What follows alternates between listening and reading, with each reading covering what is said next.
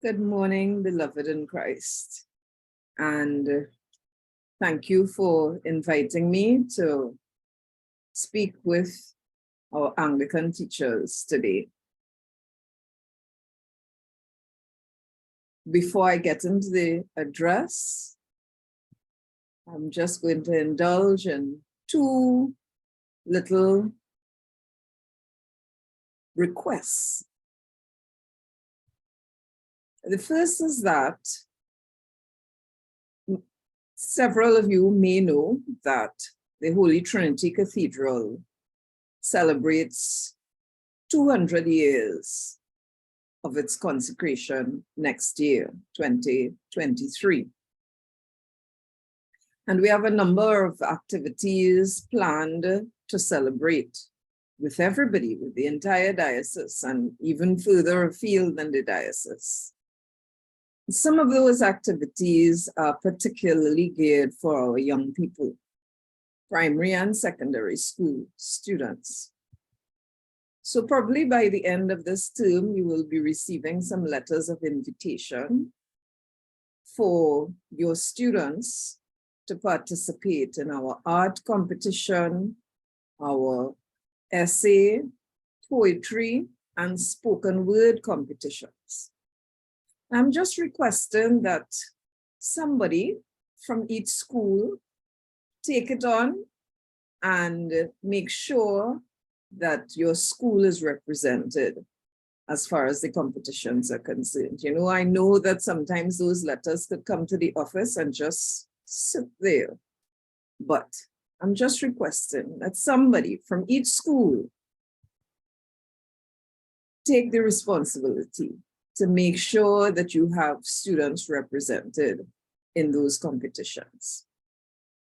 And the second request is for you to keep an eye out for any advertisement for our postgraduate Masters in Education programs at UWI. I coordinate the Master of Education in Youth Guidance. We were on a little hiatus through COVID, but we took in a cohort this year, and we're planning on taking in a cohort next year. And if you're really interested in the theme of today's convention, talking about the whole child and the whole teacher and the whole school, then youth guidance might be something that you might be interested in. So go up on the UWI website, check it out all now until the portal opens. It is one of the more reasonably reasonable costed programs. So you might want to check it out and see what it offers. And if you're interested, please apply. Okay, so let's get into the meat of the matter for today. You've chosen a big topic, the Anglican teacher, recovering the whole child, whole teacher, whole school, and whole community. So you've taken about a 2-year, 3-year program there and asked me to talk about it in an hour. In a medium that I don't really like. I don't like the online thing, but we do what we must, right? And sometimes it is convenient, so let's jump into it. Your Bible verse. You took it from Romans chapter 5, verses 3 and 4. And the one word that kind of caught my eye, caught my attention as I looked at the verse is the word endurance.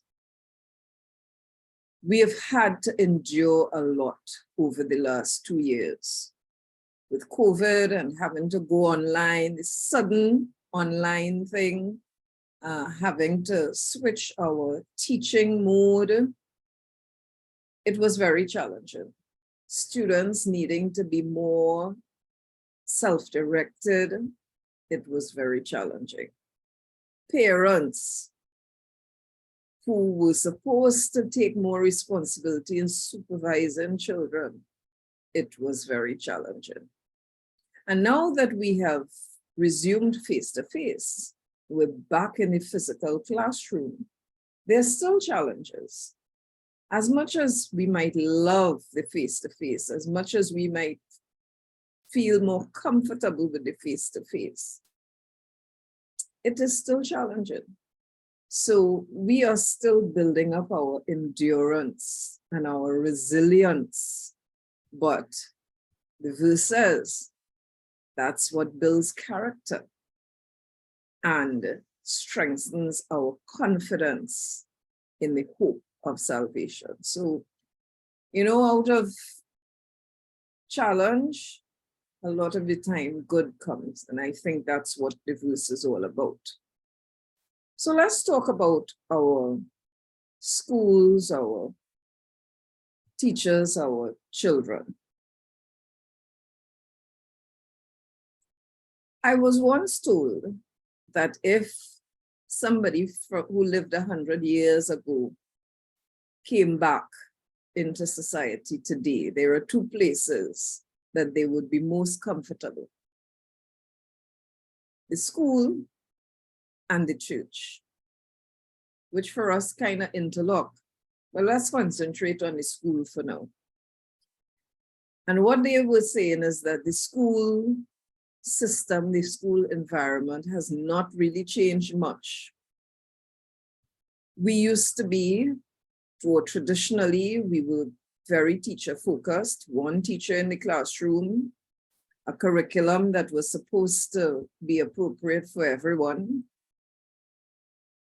We used textbooks and encyclopedias and worksheets and paper and pencil. And we listened for the bell that told us about the change of the guards. Unfortunately, that was not very engaging for our students. And we really, really have to find ways to turn that around. So let me just show you a little clip here of one system that is turning that around.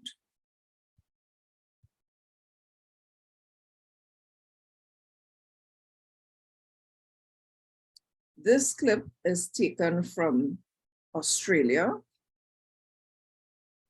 but it really can apply to many of our countries.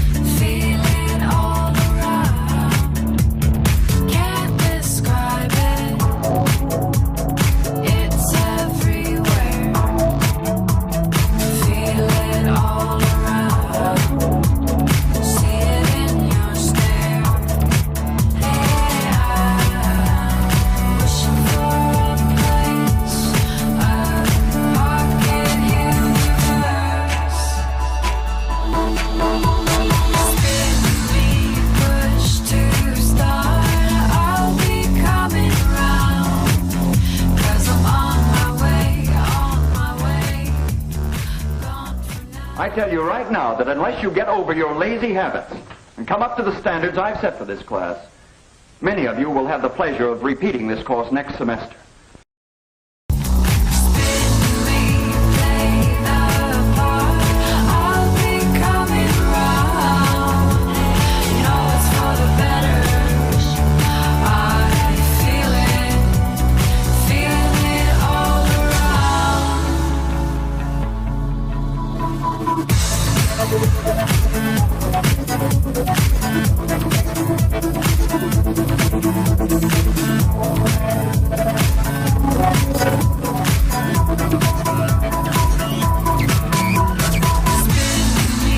Push to start, I'll be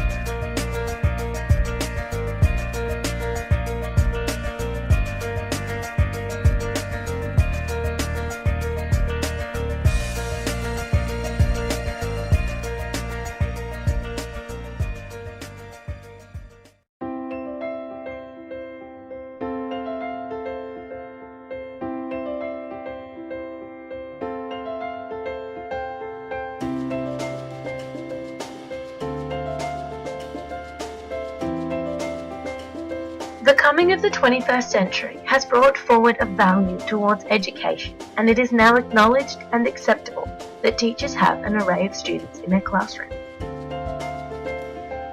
They now discover their students' interests and experiences and witness firsthand the different levels of learning and the crucial understanding that all children learn differently.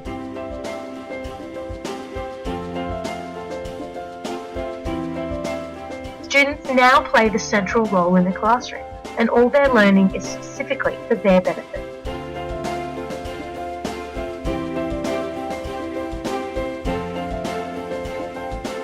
Learning is now built around prior knowledge, personal interests, cultural backgrounds, and most importantly, having an understanding of the individual student's level of learning.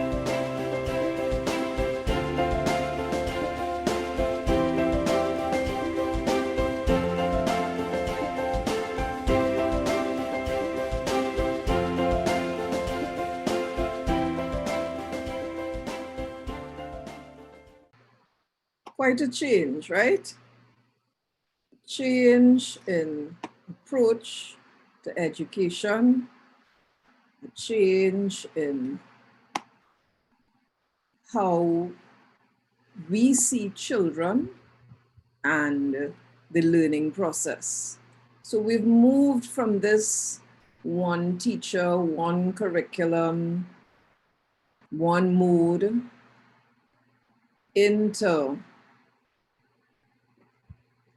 a phase where there may be, or we might be moving towards it. Other people might have gotten there already. Multiple teachers, that there is more interaction between the teacher and the student. We use all sorts of modes, so we should be using some of the media, even though we are back in the face-to-face classroom. We encourage our students to be independent learners. We should assess in a lot of other ways besides just the paper and pencil tests that will come on. And we should understand that students have differences and therefore need different sources of stimulation to be engaged. So, it's slowly changing, and we have to do what we can to keep up that change in order to engage our students better and to make the learning environment, learning and teaching, more enjoyable, more beneficial. So let's start at the level of the whole child. That was the first step identified. And our challenge has been that we have had a preoccupation with the academics. Not only from the standpoint of sit down and do your work, finish up a worksheet, hand in your paper, hand in your book, I will correct it and I'll get it back to you, but also to the extent of the importance of assessments and exams, and assessments in one mode as well. That again is slowly changing, but we still have a big preoccupation in our system on the academics and the exams. So from the time you enter school, there are the assessment, the diagnostic tests, because you have to go to the right preschool, and then you have to be able to pass that test to get into the right primary school. And then you get ready for that big SEA to pass for a good school, whatever that may be, so that you could get your 7-year school, prestige school. So we've had a big obsession with those high stakes exams. And unfortunately, I don't think it has worked well for most of our students. And what a lot of the researchers say is that we really need to look at more than the academics. And that would include the spiritual life, of our students, the character, the social skills, things like citizenship, things like health and well-being. All of those show us that it's not just a brain that's sitting down in front of us, trying to absorb information and regurgitate it. It's a human being that's in front of us that has likes and dislikes and has moods and is good one day and not good the other day and has different interests and they have different talents and skills. God gave us all different talents and skills. And you know the passage that talks about we are one body, we all function, we have different functions, but we must work together. So same way, we must look at that child as a whole child, different characteristics, different aspects, but speaking to that whole child. And the research is showing that it's important to look at healthy lifestyles. It's important that the student feels comfortable in the space that they're in.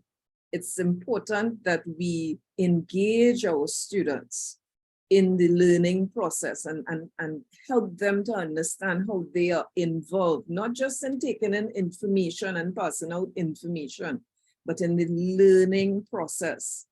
We as teachers have to be caring adults. I don't know if any of you have seen the TED Talk by Rita Pearson. A must-see for all teachers. And Rita Pearson talked about how, you know, each child needs a champion, needs somebody who will look out for them, who will care for them. So that's important in this whole child kind of approach. But our children don't want it easy peasy, you know. They want to be challenged. So I often talk about the new 3 R's. It used to be that 3 R's were reading, writing, and arithmetic. And what some of the research is showing is that there is a new set of 3 R's, and those have to do with rigor. So the students want some challenge in what they're doing. It has to do with relevance.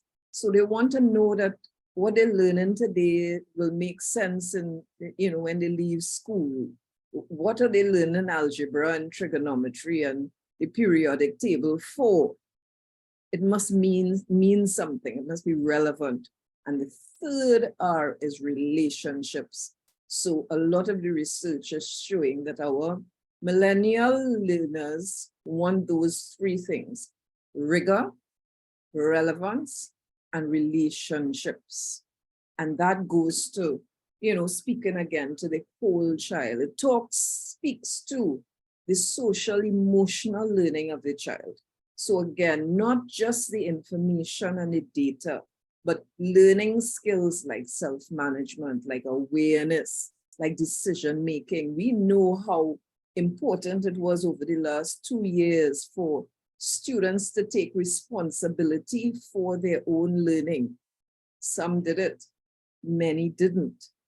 So developing all of those skills, dealing with relationships and awareness of self and how we feel and how we feel affects what we learn and how we learn it and how quickly we learn it or how quickly we forget it. All of that is involved in that learning process. So again, the research has shown there are gains in using that kind of approach. The students learn to, they are resilient. They learn self-confidence. They can work independently. All of those kinds of things. And it reduces the conduct problems, the emotional distress, and the negative thinking. You know, we don't want our students to act out. And what some of the research is showing is that now that we are back out in the classroom face-to-face, we're having more conduct problems. We're having more behavior challenges. And what the research has traditionally said is that if we were to take into consideration that whole child, then we would have fewer behavioral challenges in the classroom. Along with that, the United Nations has also, of course, identified skills that are necessary for the 21st century. So it's not just you have a pass or you have a certificate or, you know, you do your CXC and you have your 5 papers. No, skills like communication, like understanding yourself, like being able to be creative, thinking of things in different sorts of ways, being able to work along with others. One of the big words these days is interdisciplinary. So yes, my specialization might be psychology, but in the learning process, I work along with people in science, with people in the arts, with people in languages. That kind of collaboration is an important part of developing our children and developing ourselves as well. Okay, so let's take another little break and look at this example of a program that, again, has been very successful.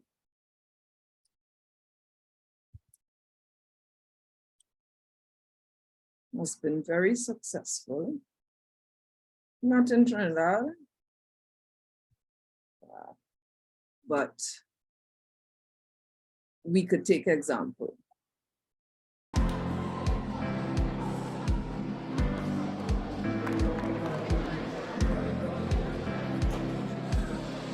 To be on time, to be early to be on time. It's easy to go here, it takes courage to excel. So we must be on time.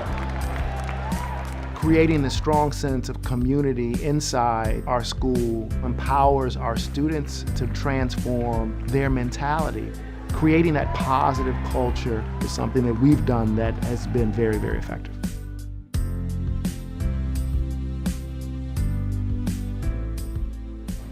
Every morning we start our school day with something we call community.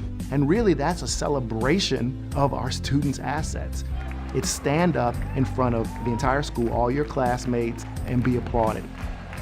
Community is a time for all the young men to gain some sense of self, but also a sense that you're not in it alone. We're able to see one another's faces every day, and we're able to come together as a family.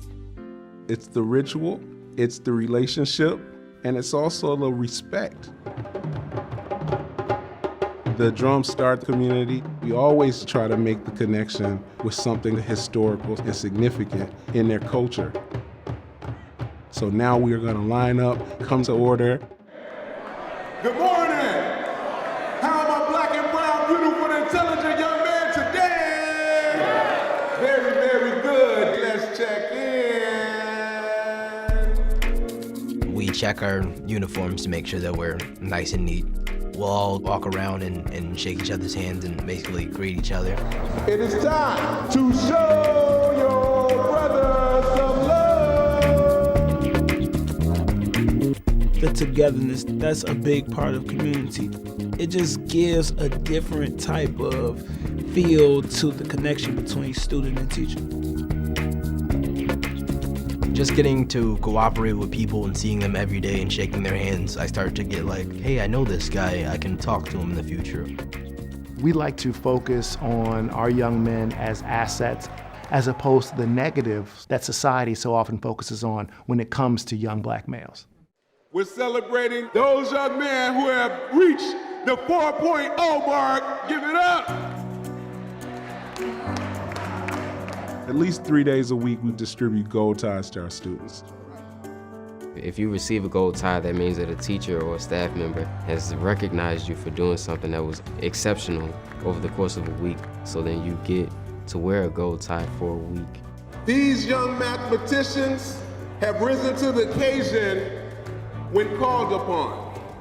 In my math class, I was seen as an outstanding student, And sometimes if I see one of my fellow students struggling, I'll try to help them as much as I can. We want to celebrate you for being excellent in your classes, for showing academic growth, for being a great citizen, for having a commitment to doing the right thing, for getting accepted to college. Then we end community every day with reciting the Urban Prep Creed. We believe. We are the young men of Urban Prep. We are 1,000 pounds. The creed was developed by our first group of teachers and administrators. We asked ourselves, what do we want our students to believe? And those 18 lines of that creed are the answer. It's important that we say it every morning so that they get it ingrained in their minds. We are dedicated, committed, and focused. Some students see the true value in the creed instantly. Never fail, because it's never wrong. And for some, it may be like, why do you have to say this? It's all about that maturing and growth. We are brothers keepers. Even ourselves, with each other, we're proud. We believe. As I was going through it, I realized that I was becoming more responsible, and a lot of the core values that we were drilled every day in community were actually becoming a part of my life. When they leave community feeling good about themselves and being an urban prep student, it's more likely that they actively and positively engage in the academic process. If you create rituals within your school that are uniquely yours, a student feels like they're a part of something special. It's an experience they can't get someplace else. You believe in their greatness and you celebrate them, but you also hold them accountable. If I was to ever slack off, I know that I have hundreds of other people who would get on me about it. We're all brothers, so we just help each other. It's all upliftment.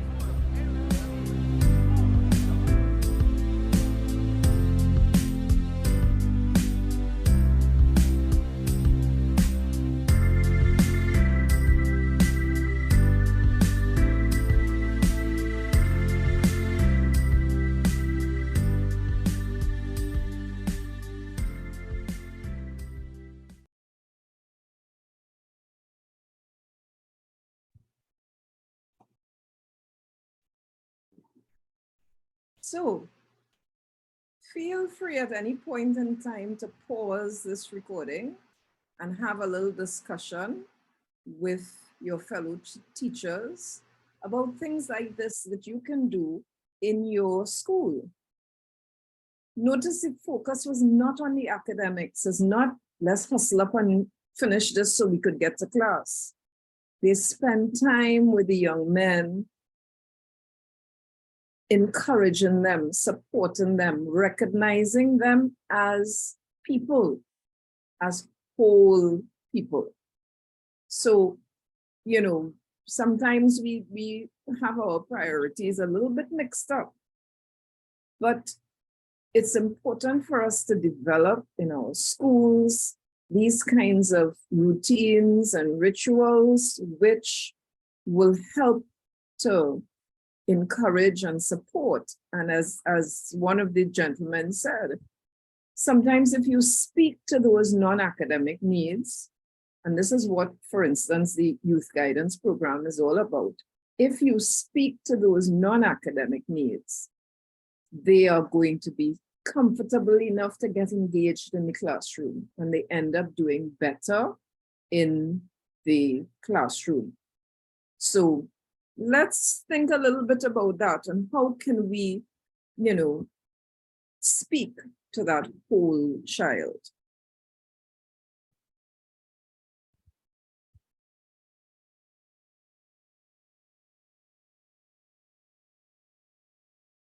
So there are a couple other examples, or I should have looked at the big picture schools before coming back into this, but you can look it up, look up big picture schools. It's a set of schools developed by an administrator named Dennis Litke. And again, he talks about focusing our teaching on the student, tailoring our practices in the school around the interests and the characteristics of the whole child. So you could do a little research on that. So let's go to the next level, the whole teacher now. And for the teacher, it's important for us to look at ourselves again as a whole person and understanding that we have so many things to offer to our students, but we have to understand ourselves first. So a lot of the time, there is no one answer to when they say, who are you? You could answer that in a number of different ways. Through your physical characteristics, you're young, you're old, you're short, you're tall, those kinds of things. Through your personality, you know, I'm a jovial person, I'm a very quiet person, those kinds of things. Your interests, the things you like to do, the things that you can do well, and most of all, your values. All of those things define who you are. It means that you are multidimensional. There's no, as I said, no one response to who are you, no one sentence that we could, many of us could say that will kind of sum up who we are. We are also very dynamic as human beings. We change sometimes on a daily basis, sometimes on an hourly basis. We change, we are dynamic. And if we are today the same person that we were 5 years ago, I would tell you, check your pulse, because you might be being irrational about that. We are supposed to change. We are supposed to be dynamic. We may be inconsistent. So the way that others see us might be different to how we see ourselves. And we have to decide how comfortable we are with that disparity. There's some people who, you know, if somebody outside says, oh, you're too quiet, or you're too stingy, or whatever, we immediately want to change ourselves because of that. That doesn't necessarily have to happen. It might be, you know, developing an attitude, well, that's what you see, but that's not who I am. You know, so there may be a sense of inconsistency between how we see ourselves and how others see us. And of course, our ideas about self are definitely influenced by our experience and the roles that we might play at any particular point in time in relationship to others. So all of those things kind of define us. And again, there are several theorists who talk about self and identity and how we develop that self and how we get comfortable with that self. One of them is Erikson. I'm sure that all, if not many of you, have heard of Erik Erikson and his ideas about human growth and development. And the most important time for us to decide on that identity is during adolescence, according to Erikson. But all of the stages before kind of play into or feed into how we see ourselves and developing that sense of, you know, are we who we say we are? Are we because others see or say certain things? You know, do we morph into other things? But understanding self and being comfortable with self, kind of, according to Erikson, comes out of that adolescent period where we would have had an opportunity to try out different things, to play different roles, to be involved in different things. Or we should have during adolescence, according to Erikson, to allow ourselves to start to define who we are, what are we about, and what is our purpose, and how do we feel about that man in the mirror. Bottom line, though, is that we have to get comfortable with those things before we interact with others, because we know that, I mean, many of us, if we are honest with ourselves, will say, you know, when I'm tired, I'm not really the best person to deal with. Or when I'm hungry, I'm not really the best person to deal with. So you start from that point of looking at yourself What are the things that make you happy? What are the things that make you sad? What are the things that make you angry? What are the things that make you comfortable? You know, those kinds of things, and draw that out in order for us as human beings and as teachers that have these younger people in our sphere. We have to be comfortable with self. We have to know when we need to switch off, when we need to switch on, when we need to calm down, when we need to up it. All of that is necessary as we interact with others. Because Freud says, you know, there is a vast level in the unconscious that influences what we say and how we behave. And sometimes we aren't even conscious of those things, of those traumatic kinds of situations, of those irrational wishes, of those urges that can, and according to Freud, do impact on our behaviors and our thoughts. So if we don't deal with that on the level, you know, it can play itself into bad interactions with others. So it's all about understanding self and the whole of you, not just you as a teacher, not just you as you're getting your qualifications, you're going to get a B.Ed or an M.Ed or whatever, but understanding yourself. And as I said, getting comfortable with that man in the mirror. Let's go to the next level, the whole school approach, which we've kind of touched on already, yeah? So when Urban Prep talked about routines, developing routines in the school, it was about using that whole school approach, even though it focused on the child, on the whole child. As you see, the whole child is part of this whole school approach, but it also involves leadership.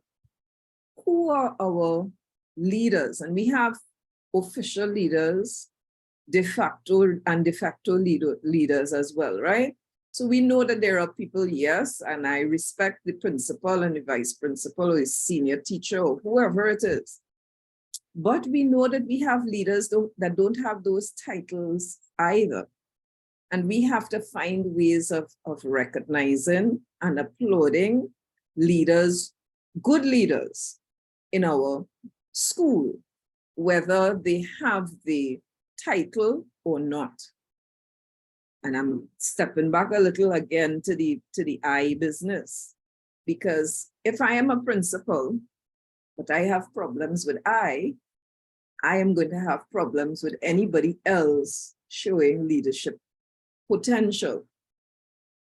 If I am comfortable with self, I would encourage others to take a lead. I would be comfortable with delegation of responsibility. Still holding accountable, but allowing others to shine as well. So we're talking about strong leadership. We're talking about teacher empowerment, which we covered just now, and that whole child development. But we must involve all of our stakeholders if we're going to have a whole school approach. Our parental support is very important. And again, you know, some of the research shows that we expect parents to comply to all of our requirements and conditions without sometimes even consulting with them about if this is all right. So for instance, you know, we often measure parental involvement, and I get students all the time who want to do research on parental involvement because we have parents meetings and only 3 people turn up to the parents meeting. And it must mean that them parents don't care what's happening with their children. Well, I tell people the story that I could very well have been labeled as one of those parents who didn't care anything about their child, simply because Many of the schools that my son went to, they used to hold parents' meetings on a Thursday evening. I don't know how it worked out that way, but a lot of the time the parents' meeting was on a Thursday evening. And since I have been teaching at UE for the past, I won't call the number, however many years, I would say 90% of the time I have had a class on a Thursday evening, a class that I would have to teach on a Thursday evening. So I would regularly have to miss parents' meetings. Does that mean that I am not involved? Does that mean that I'm not interested? Does that mean that I don't care? I don't think so.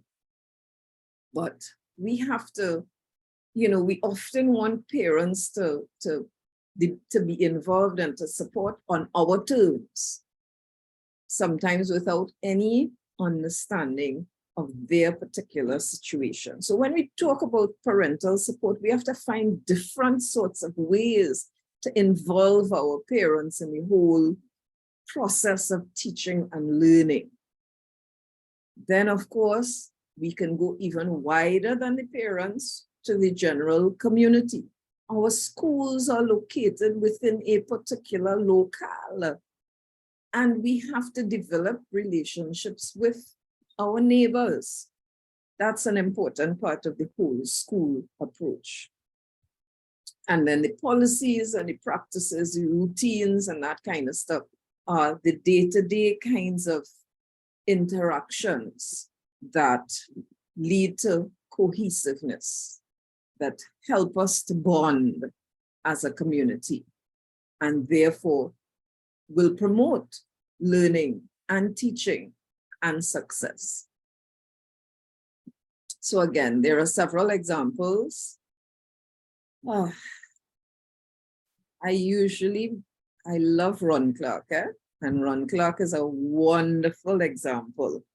But I think I'm going to show the clip from the KIPP schools.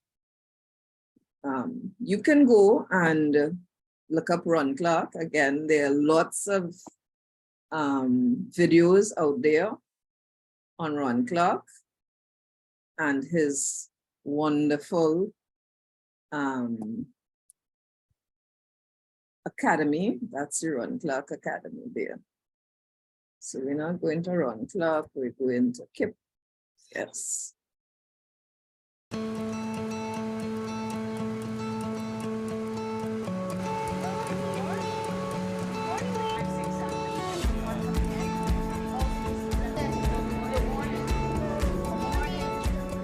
There's something very special that happens here in this building where you have these students who are excited, these parents who believe and trust us with their babies. And there are people here who are actually committed to that. There are people who sacrifice a lot of their time to do this work for our students and our families, and I think that is pretty magical. Most of our kids are going to be their first ones in their family to go to college, and to even be a small part of that puzzle piece that gets them there is just the most incredible experience you can possibly have. So I really want to work with the kids that are most in need, and so that's exactly the population we serve. And so our kids get very excited about college. They get very excited about school and about learning, and so in their mind, they're already on that track to go to college. They are already ready to be the person in their family that is going to do something great, whether it's just for their family or for the world. The 17-year commitment is that we will work with our students and families to and through college. So here I manage our KIPP Through College program, which we work with students and families to find what's the best high school option for them as they transition out of the middle school. That will continue to help them develop the skills, knowledge, habits, character to be successful in high school, college life. Our plan is to support them all the way through. KIPP has really high expectations for kids, but we also have high expectations for teachers. Every single person in our building, from our school leaders, our administrators, our teachers, our cafeteria monitors, and so everybody working together as a community at KIPP just makes the kids more successful. This is not only my first year at KIPP, but it's my first teaching job out of college. and I have my co-teacher, and here they're like, we're team and family. Everyone helps everyone. This is your support group. She's here for you. I've not felt alone. I felt completely supported in everything, and it has been smooth sailing. Our babies can't afford time lost. They can't afford instruction lost. They can't afford another adult that might not care about their future. It's a struggle. That's why every day when I come into this building, I come in here with that mindset. I may be tired, but it's just not it's not about me. It's a team and family. You can go into each other's classrooms and support each other. You can observe anyone at any time during the day and just learn just all these different things, and it doesn't just have to be on your grade level. We are a team and family, and because they love you, because they care about you, and they want to see you grow as an educator. Coming here, I grow all the time. We get to see our kids grow from, insecure, not really mastering grade level, and just blossom into really amazing leaders as well. So I think just the community working together makes that happen.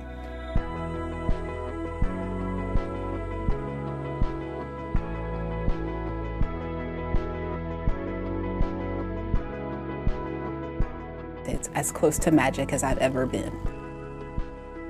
It's not magic, it's a lot of hard work, but the outcomes seem magical.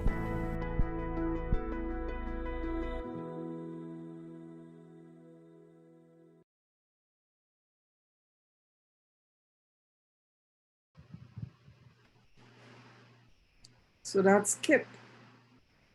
And they talk about working together, the whole school, along with the community and the parents, as an important part of boosting the success of their children and of the school. An important concept, or one of those buzzwords that is going around these days, is professional learning communities. And it does involve that whole thing about working together. Collegiality is an important part of the professional learning community. And we really need to be developing those in our schools as we go along. It is a process. It is a process. It's not going to be easy. And that's why we have to endure and build our character to get to the hope. So let's go back to our slides. We're almost to the end. And again, I encourage you, go and look for things on Ron Clark. He is dynamic, he is wonderful, and the way that they structure their school, the way that they interact with their students is quite unique. And look for the big picture schools. I just want to mention the health promoting school, because we've talked about a lot of the things in this health promoting school already when we talk about the whole school approach. But the one part that I wanted to just highlight is that in health promoting schools, again, there is the importance of the community links and the community partnerships. There is a book entitled Hearts and Minds. I think that's the name of it, Hearts and Minds. And it is a story of a principal, a teacher who wanted to be a principal for a long time. And I think she is Trinidadian, but migrated probably to the States, and taught for a long time, always wanted to be a principal. And when she got the opportunity to be a principal, it was of one of those schools, the schools that you really try to stay away from, and people ask you why you want to go there. It was at one of those schools. And she pondered long and hard on if she really wanted, how badly did she really want to be a principal if they're going to give her that school to principal. And eventually she decided to take it on. And again, she employed that whole school approach where she dealt with the children as whole people, whole children. She dealt with the staff. She also dealt with the parents. She instituted a program called Sunshine Calls because she realized that every time the school called a parent, that the parent wouldn't answer. And that's because a lot of those calls were complaining calls. And so she instituted a system called Sunshine Calls, where the school would call parents just to say hello, just to say, hey, I'm glad your child came to school today. They were on time today. They handed in their homework today. The good news of it. And an important part of her work was developing ties with the community. So the businessmen in the area, she got to know them. They worked along with her to implement certain things within the school, and they developed that kind of relationship. So that's a good book to try to find, Hearts and Minds. I think that's the name of it. So that community partnership is an important part of developing that whole school, that whole community. So change is hard. Change is difficult. Change can seem like jumping in the fire. And there are two different kinds of change. There's a slow evolutionary change, which may not be as traumatic, but it takes longer. And then we have the revolutionary change, where things might happen at a faster pace, but it's often hotter, you know? So we have to decide, do we want slow, steady progress, or how quickly do we want this thing to happen, this change to happen? We want it to happen in our lifetime, not so we want it to happen in our tenure. We don't want to be retired and rocking back and things now changing, no. So sometimes we had to take a little heat in that revolutionary change. Some of that, however, gets back to that idea of self and how we see ourselves. Do we see ourselves as agents of change? And I always say teachers are biggest agents of change. The potential for change is high among teachers. But do we want to do that? Do we see ourselves as being effective? Do we see ourselves as having agency, as having that ability to change things? I would say yes, we have the potential, but we have to believe in ourselves. We have to find ways to do things differently, if even it's just in my little corner, because every little bit counts and will add up to a larger change. So we have to develop that sense of self-efficacy that, and sometimes the system is not going to help you. You know, the education system is a wonderful bureaucracy that will keep you back in all sorts of ways, but you have to find ways sometimes to get around all of those requirements. And I have encountered some teachers and some principals and administrators who have been very creative, very innovative in finding ways to get the change done, to make the change happen. So one of the things that I do is I encourage people to find ways to be inspired and to get new ideas, to be creative. I like to watch movies. So these are some of my choices. The good part about all of these movies is that they are true. And even though I suppose Coach Carter is not really about a teacher, It's still about an interaction with our young people.